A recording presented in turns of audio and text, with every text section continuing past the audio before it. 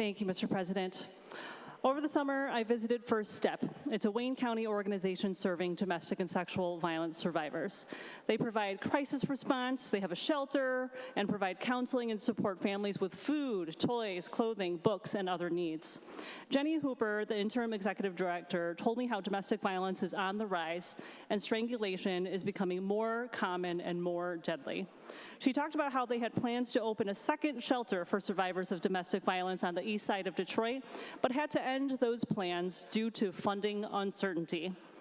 I've been a friend and supporter of Avalon Healing Center for several years. Based in Detroit, they are a 24 hours a day sexual assault center providing crisis intervention, advocacy, medical forensic health care, transportation, and counseling.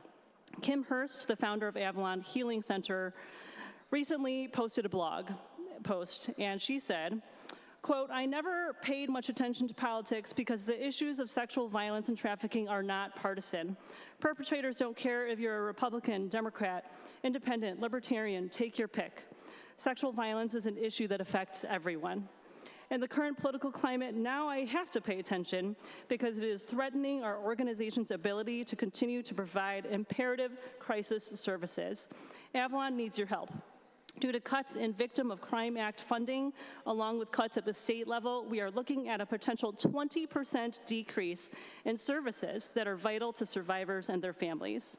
The crisis at hand is that the impact of these cuts will result in staff layoffs, crisis line closures, reduced shelter beds, and diminished access to counseling services, legal advocacy, trauma-informed advocacy, by both agencies like Avalon as well as law enforcement, who also rely on VOCA funding.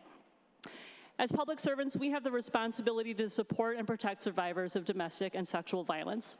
Jenny Hooper and Kim Hurst are not the only ones speaking out. Leaders of organizations in West Michigan, Northern Michigan, and around the state are publicly expressing their concerns, and we need to listen to them. In the House Republican budget, crime victim sustaining grants to support organizations losing VOCA dollars were cut, $4 million less than the Senate and much less than the need. During this time when more people are trying to get help, we should not and cannot force organizations to try to do more with less.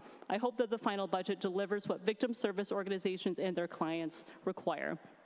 The Senate budget that we passed in May also included $2 million for a trauma center pilot to support survivors. The House Republican budget did not. The Senate budget that we passed in May included $4 million for the YWCA in Kalamazoo to support survivors. The House Republican budget did not. The House Republican budget deleted language requiring state dollars to be used to test sexual assault kits in order to eliminate backlogs, assist with prosecution and investigation, and provide victim services. As someone who once served on the Sexual Assault Evidence Kit Tracking Commission, and as a Detroiter who knows the history of thousands of untested rape kits, I know that eliminating this funding is unconscionable.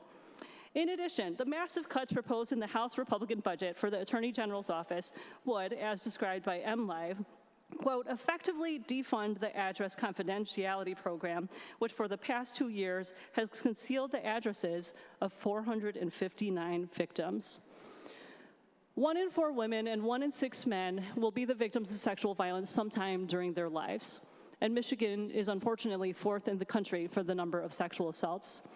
1 in 4 women and 1 in 7 men who are adults in the US have been the victim of severe physical violence by an intimate partner in their lifetime.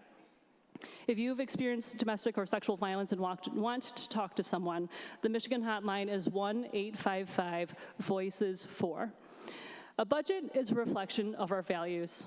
And so as the clock ticks, I hope that we'll all reflect on whether we value support for survivors of domestic violence, sexual assault, and human trafficking. I do. Do you? Thank you, Mr. President.